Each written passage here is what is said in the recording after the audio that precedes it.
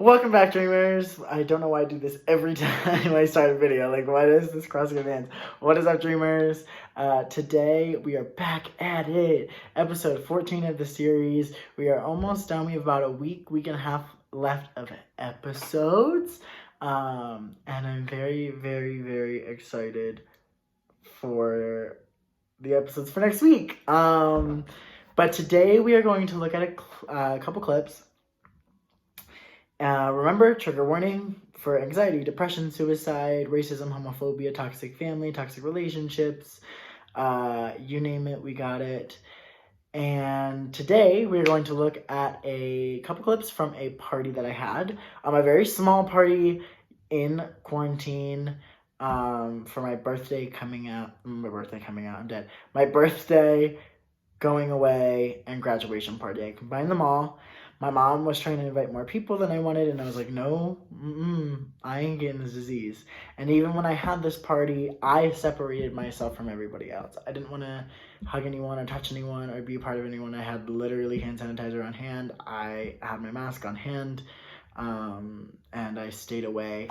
The clip that you'll see with my aunt in it at the very end, she's in the pool with my other aunt and my mother, and I was sitting on the chair outside of the pool because I was not going to go in. Like I said, wanted to be safe, socially distant. Let's get into it. I'm not going to talk anymore. Let's go. I know something is about to happen, and I'm going to hear a lot of screaming, I have a feeling. And I'm stressed out about it for sure, but like, okay. To clarify, I was very stressed about what was going down because, like I said, at that time, like sitting there about to walk in the house, there were signs outside. My mom can't do surprises. I knew what was going on, and I tried to tell her as many times as possible that I didn't want a lot of people there, and I didn't know if she was going to listen or not. When you see me walk in, there's no one at the party yet, but eventually a couple people came, and it was very terrifying. I was shaking. I don't know why I'm doing this now. I'm shaking a little bit, just thinking about it. But yeah, I was scared, didn't know it was gonna happen, and I did not want to get this disease at all. But I definitely can't see with these glasses on. They're a different color.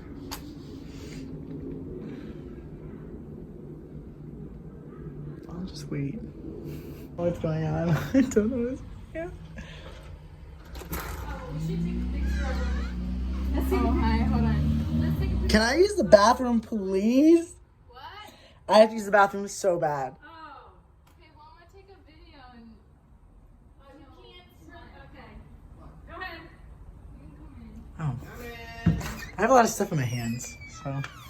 Oh, you're filming too? Oh, it smells like Christmas. Why is it so dark? Because we want you to see that. That's cool. Yeah. That's cool. Yeah. Take a video. Cute. We'll say happy. Here comes happy, happy birthday, happy graduation, and adventures in Disneyland. Bon voyage. Yeah. Chicken nuggets? No, that's not chicken nuggets. Why'd you say chicken nugget? Sandwiches. I got excited. We don't have any chicken nuggets. We have It says happy birthday sandwiches. up That's cool. That's cool. I get to take pictures. Any pictures I want, right? We got your school colors. That's cool. So before we transition clips, because I didn't film that much that day because I wanted to enjoy myself, and I knew if I was trying to film a video, I wouldn't be very happy doing it. And I knew that I was gonna have to kind of watch the party. I had to physically procure, is that the right word? I don't know. Procure my party, what is the word? Not watch. Survey. I need to survey my party to make sure no one was going to say anything, nothing was going to go, because there was a lot of talks about a lot of different things about me through text and things like that from some people in here, and I knew I was going to have to do something, and this is what I had to do, which you're about to see. But I did want to mention that my mom had just referenced that she can take any picture that she wants, right? You guys, I am okay with a few pictures here and there. It's my birthday, bon voyage, graduation party. And that's 3 giant things in one, and it's gonna be, it's a sad but big day because of quarantine and corona, whatever. And I'm okay with some pictures.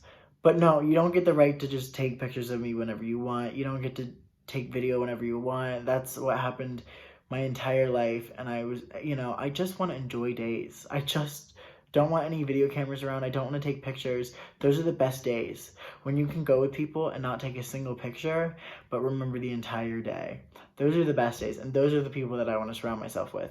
I don't think it's bad. I'm not saying it's bad to take photos. It's not bad to take photos. There's just the over obsessiveness of using your phone and doing that. So we're going into another clip. Like I said, this is my Aunt Tanya. My Aunt Tanya, my Aunt Karen, and my mother are in the pool. Now, my Aunt Tanya decided that at my triple party, she was going to bring up politics. At my party. Now, again, by party, I literally mean it was my Aunt Tanya, my Aunt Karen, my mother, my father. I had one friend, love him. We talked about him in another episode, Charlie, love him. And then my Aunt Tanya's children. That was physically it. I'm thinking. That was physically it in terms of people. There weren't a lot of people. Oh, and my Uncle Tim. But I made sure that I stood back and was not in it. And my cousin John. So, okay, there were like 10 people, 12 people there. And like I said, social distance, I was smart. I have never had the disease. I got tested at one point. I got tested again. We're fine. We're chilling. And so my Aunt Tanya decided to bring up politics. And she's a Republican. And at the time, I like full 180'd. And I still think of myself as progressive, but Democratic, liberal, whatever.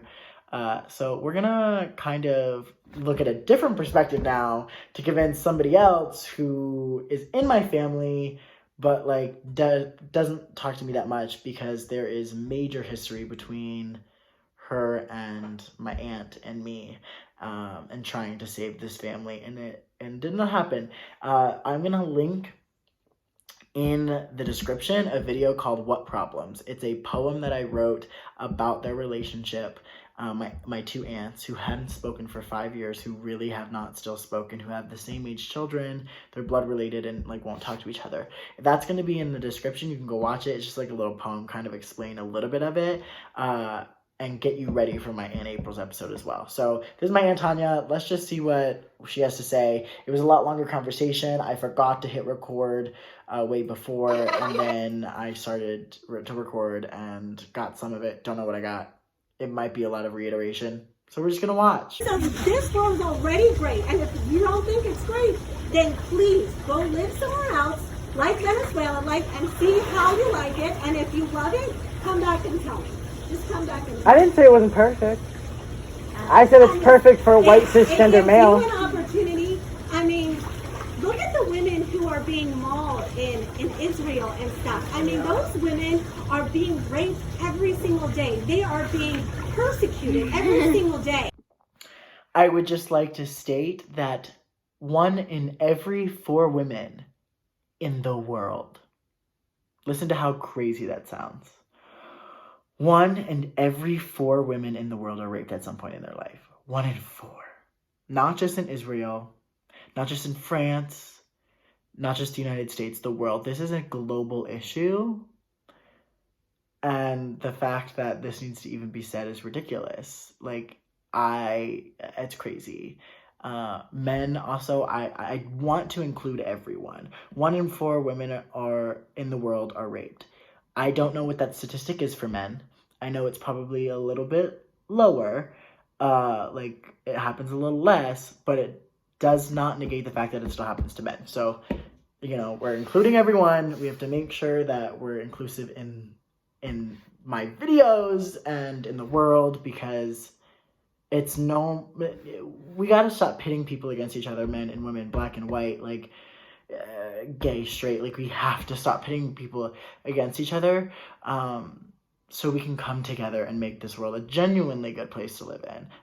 Specifically the United States of America, because that's obviously where I live. But yeah, okay, let's keep going. They have to wear coverings from head to toe. It is a horrible society to live in, yet people think America's bad. You know, it's just insane. It is just, it's just crazy. You are she is still, okay, here it is. My aunt is still, she's a woman, which that is a minority and needs, like I said, it needs to be addressed. But she lives comfortably in a 2-story home with a giant master bedroom and a giant living room, a giant kitchen with a pool and a hot tub, with 4 children and her husband. And she, if you have not seen the rest of the series, also got COVID, which I'm not laughing about. I'm stating with the facts. And so she does live comfortably. As a woman, is she still discriminated against sometimes? Yes, of course. But she does have an upper hand because she is white. She still has white privilege, and she does live comfortably. She's got some money. I mean, we can read the Bible this is for America, so you can believe what you want. I can believe. You can't put your hand on someone, pray for them, and expect the world to be better. Which is boggling my mind that people can sit here and think that, Power of prayer is amazing. oh, I didn't say it wasn't. But guess what? If you get coronavirus and someone puts your hand on somebody and prays for them, thinking that that's going to fix the issue, you have a whole different problem, because modern science will help you fix the problem along with prayer. Because if you put your hand on someone and pray for someone who already tested positive for coronavirus, you know the only problem that's going to happen? Other person's going to get coronavirus. Well, yeah, when I was having a problem getting pregnant, I mean, I hesitated of going to doctors, and all of my Christian friends were like, no, doctors are there for a reason. We pray over you, but doctors are there for a reason. But just because the doctors did what they were supposed to, and April never got pregnant, but she prayed about it, but that's what doctors are, and I had people praying over me, and I was able to get pregnant. Power of prayer is an amazing Okay. thing. I'm just saying. Yeah, Matthews. I wasn't saying that it wasn't. Well, doctors don't always fix a problem. Here's the issue I have here. First of all, you're hearing a lot of things going on, and I didn't know what to keep in, didn't know what to put out. It really, at this point, is, my Aunt April told me I could release information, and she is very open about her adoption. And, my Aunt Tanya had 4 children, triplets and a single, and my Aunt April adopted 4 children, a single, and a set of 3 children. She's very open about that, so I'm putting that in here. First of all, it's very rude to put other people's business out there, speaking not about me, but about my Aunt Tanya, the fact that she wants to talk about my Aunt April behind her back and, use her as an example about prayer, that she used prayer and it worked for my Aunt Tanya, but it didn't work for my Aunt April. My Aunt April is very blessed with her 4 children. She loves her 4 children. And that part's really frustrating. Here's the other part. I believe in prayer. I'm a Christian still. I've changed a lot of my views in that way. I'm very spiritual, and believe in prayer. Stop using your beliefs and your religion. Stop weaponizing it for your own good doing. It's a good thing to pray. It's a great thing that prayer can grant miracles. It's happened to me before. Like she said, it has happened to my aunts before. And that's a great thing. However, in relation to this coronavirus thing, it still stands true. You cannot walk up to someone, put your hand on their shoulder, and pray for them. You yourself are going to get coronavirus. You can pray for them as well. But my parents, they probably were relying on prayer, and they ended up in the hospital. So, and my sister might say that, she's probably watching this, hi, I'm not putting words in her mouth, but she might say that prayer helped the most. I would agree that it helped. However, if they had not gone to the hospital, they would have died. That medical science, that medical treatment that they had received in that hospital helped them tremendously. So I think, of course, it is a mixture of both, and we cannot negate that fact. People need to stop weaponizing their religion to defend dumb statements. And let's just put it at that. Okay. No, but I I was also believe confused that God about- gave doctors the ability. Yeah, I'm confused with your point. I was confused with your point. Sorry, I didn't know where you were going with the whole doctor thing. Because you can't just rely on modern medicine. I mean, we had a 12-year-old boy die of cancer who was a complete Christian, but he still died. But his mom is, you know, we're all going to die one day. It is just that simple. And you can't pray yourself out of it. It's fun. Yeah, we're all going to die one day. I mean, yeah. Obviously not. The thing that bothers me about this is just it makes me sad to see, and like it makes new me really hate even couple of months old me, still in the closet me, whatever you want to call it, because I don't like the fact that my birthday, graduation, triple party, I'll call it, was kind of awful. Like I didn't enjoy the day. I was not enjoying myself, and the fact that, you know, she would, you know, death in my life is a very scary topic. You know, I cry about death sometimes just because it scares me a little bit. However, you know, like for her to bring that up, I know it was, you know, in conversation a little bit. However, for her to just like bring that up as a subject at my party really, really didn't feel good, and it didn't feel right. Like it just hurt. Like I'm speechless at this point, like to put it into words, because that's really how much it hurt for her to engage like that and bring up death at my birthday party, like of my birth. Like I don't want to hear about it. Like speak positively about these things, never speak negatively about these things. And that's what it was. And no, can you change a person? No. But I do believe in power of prayer to lead a person in a, you know. You never know what God can do. You never know what God can do. Just like, You can change a person can change. It's a person It's harder when you get older, change. but a person can change. It's just like I wanted to tell Kelly, if you're so worried about me wearing a mask, just pray for me to wear a mask. Maybe I'll eventually wear a mask. But she is so degrading about me not wearing a mask. Because you should be wearing a mask. Please take a step back. You should be wearing a mask. I don't go anywhere, Matthew. Funny how she's laughing about this, about not wearing a mask, because she didn't. And suddenly here we are, where she has COVID-19, still has, having after effects, whatever. Yeah. I just don't, like, prayer is not hard enough for you to wear a mask, is it? Because that's free will that God gave you, and that's your choice. And you made a choice, and your actions had consequences. So laugh out about it as you want, but you still got COVID, and you know, couldn't see your children or your husband for weeks. Like, all right, laugh about it. I'll laugh with you if you want. And Aaron works and he stops at And Publix all she the wore a time. mask when we I went wore to a Disney mask when I Springs. went to Disney Springs, and I'm going to wear a mask to Disney. I ate it.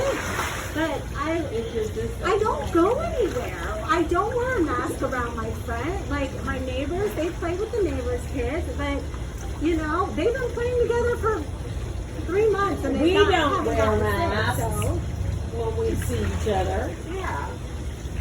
Well, she sees a lot of people. I wouldn't No, speak no, to no. her. I'm talking about Oh, that's why I'm taking my distance with Aunt Karen, because she sees all these people. when we sit outside, we do sit 6 feet away. Oh, Matthew, I can't wait for you to go to Aunt Robin's house. She sent me She's going to be pissed at me when I tell her. She sent me. Oh, you better start researching now and have all your numbers in a row. Like, have it down. You need to write a little sign. I could tell you so many things you haven't seen before. It's ridiculous. So before we get into her next rant, this is giving me goosebumps and stressing me out, and also like, wow. So she's saying, oh, I can't wait for you to get to Aunt Robin. So my Aunt Robin and I've told this story already. I went to hers for my actual birthday. My actual birthday wasn't, I think I left like 4 or 5 days after this, maybe a week, somewhere in between there, after this party, was my actual birthday. That was the day I literally started to move. And I got to my Aunt Robin's. I was supposed to stay the night. That story is already told. You can go watch the first 3 episodes to see that little snippet. There will be more information on my Aunt Robin in not next episode, but the episode after that, about text conversations and things like that. But my Aunt Robin doesn't want to wear a mask, works with a lot of people, close to a hospital. She, that entire family, goes out, sees friends, doesn't wear a mask, has parties, doesn't social distance, and she backs the blue, which, if you don't already know, blue is a color, not a person. People wear a uniform, you can take it off. I don't have to go into that argument, but yeah, she backs the blue. So she's very, very Republican conservative, probably radical even. So that's what she's saying. Like, my Aunt Tanya's like, you better be ready.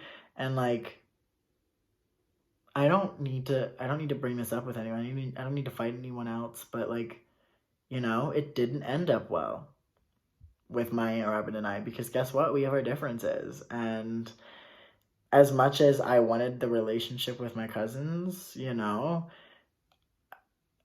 it's just so down the dirt right now that I don't foresee a future at the moment. So, you just have to be smart. You have to be smart. This is a flippin' pandemic.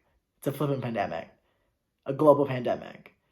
And I see where you lie inside this pandemic. You screw other people's lives up. You could literally kill somebody. That is how much impact you have, and you don't care. So, yeah. Oh, but see, that's what's making me mad about coronavirus, though, because nobody's doing their research. You guys sit there and tell me 3 million people have, tested positive. No, but it's like the numbers. He but tells Elizabeth the numbers. It just doesn't. So It should. It doesn't. 600,000 people die every year of heart disease and of cancer. You know what that is? 600,000. That's 1 million people die every year of heart disease and cancer. You have a 1 in 4 chance of getting cancer right now. And you have a 50% chance of dying. 50% chance. Only 1 million people are diagnosed of cancer, and 600,000 of them die every year? That's insane to me. And yet nobody's putting money into that. Nobody's making us wear masks for these people who have to wear masks for their cancer. Yet, you somewhat knew that my sister had cancer and decided that you were going to test your limits, get coronavirus, and could have infected my immunocompromised sister. But no, let's just speak facts and not do anything about it. What? Like, people that have cancer and you're going to go out, you're going to get coronavirus, and then you're going to try and infect other people? Like, what is that? I don't understand. My entire family is a clump of people that I just am constantly confused by. It's just the hypocrisy. It just boggles my mind. It's like nobody bats an eye for them. Yeah, the hypocrisy is real. You don't bat an eye for them. When you met nobody, you literally met not even yourself. The hypocrisy is very real. I'm so mad. I can't even. Oh, what the flip. And yet, we're supposed to bat an eye for, Well, see, that's the thing is, like, I'm batting an eye. That's the thing is, like, I know it, like, some things, here's the thing. It's like, I think that sometimes, now, again, and it said the same thing about George Floyd, is that it sucks so bad that it has taken this much time to get enough people to back the system. With Trayvon Martin, Black Lives Matter did the same thing, and in a matter of months, it was like, I don't know what happened. It just kind of all disappeared, and I was like, wait, what's happening? But now it hasn't. I don't know about it. But now it hasn't. Now we're pushing. We're still going. This is it. So that's the thing is like, I think it sucks What that. you guys need to do is go into those black neighborhoods, go in there and help them and stop. That's the problem. Why are you talking about me? Why don't you do it? But you're the ones that are arguing. And that's what the problem was. This African American got on the news and he's like, we have white people saving us. And he's like, how racist is that? I really don't know who she's talking about. I assume it's probably someone from Fox News if I had to take a guess. Couple of things. The reason she's going to call me out and ask me, like, why am I not going to the black neighborhoods? And I'm like, you don't either. Like, why aren't you going? And I would. But, like, here's the thing is, like, what are you referring to specifically? Like, what are we going to go do? Like, be crime fighters? Like, what? Like, what? Like, you're just insinuating that they're poorer, and, like, even if that's true or not, like, I'll bring them food. Like, if that's what you're referring to, 100%. Like, I would love to go and feed the people who can't feed their families and do that if I have the ability to. But she's also saying, like, we're screaming, we're yelling. Yeah, we are. That's the whole point. And by we, like, we're using these vague terms of, like, we and they and you and, like, kind of just verbal attack language. When you say, like, they are or we are, like, you could also, like, be on the borderline of racism yourself. If you refer to the black community as they, like, that is very racist. That is something you should never do. And, the Black Lives Matter movement is as much my problem as it is the black communities. I am going to back them 100% in whatever, we decide, to do. And, I'm going to go protest, and I'm going to sign petitions, and I'm going to call phone numbers. I'm going to email people. I'm going to hopefully donate money to, those funds, Has it stopped? A little bit. But the reason I, looked like I was doing this motion is to get the ball rolling. The presidential election, which if you have not, please register to vote. Go vote in person, in ballot, whatever you can. Please go vote regardless of your political affiliation. Please go vote. But the reason that the ball is still rolling, we're not done yet, is because we are going to make sure that once this election hits, we make it blue. We make it all blue. Because it is ridiculous the amount of people who are like, it's the silent majority of the Republican Party or whatever. You're not being quiet. You're being complacent. You're being silent. You're not saying anything. You're not the silent majority. Sorry about it. You're not. And that's just dumb. Same people who are the silent majority are the people who are like, we don't like to talk about politics. Once again, we are not talking politics. We're talking human rights, basic human rights, and everything Black Lives Matter movements, and all things LGBTQ+, and all things women's rights, and all of that. This system is still backed for white, cisgendered men who, specifically them, but if you want to get even more specific, older, wealthier, white, cis men. So let's not forget that, please. Like, she's just yelling random things, and I just want to make things clear because it's frustrating. And to whoever she's referring to, shame on you if that's what they said. It is not racist for white people to come and, go help. Is there such a thing as a white savior complex? Yes, there very much is. But the majority of people, I believe, in the Black Lives Matter movement, all of those white people that went to go help, to go protest, to go sign, to whatever, they're genuinely there to go help. They want to make sure that we are all equal in the eyes of anyone, the law, God, everybody else on earth.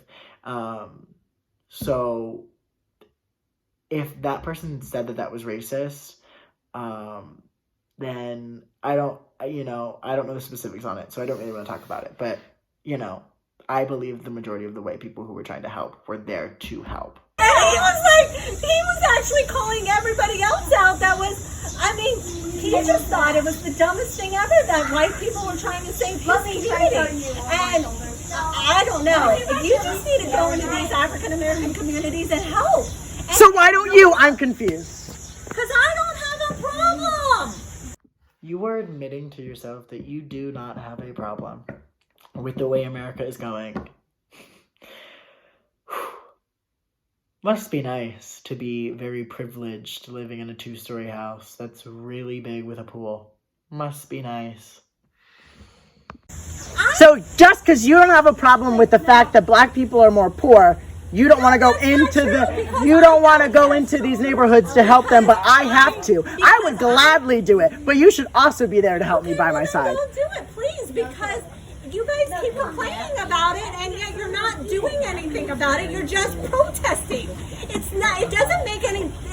You can protest all day long, but if you're not willing to solve the problem, then solve the problem. We're solving the problems. You're not. Okay, but Trump. We have spent the last 4 weeks doing things, and it's worked. What have you done?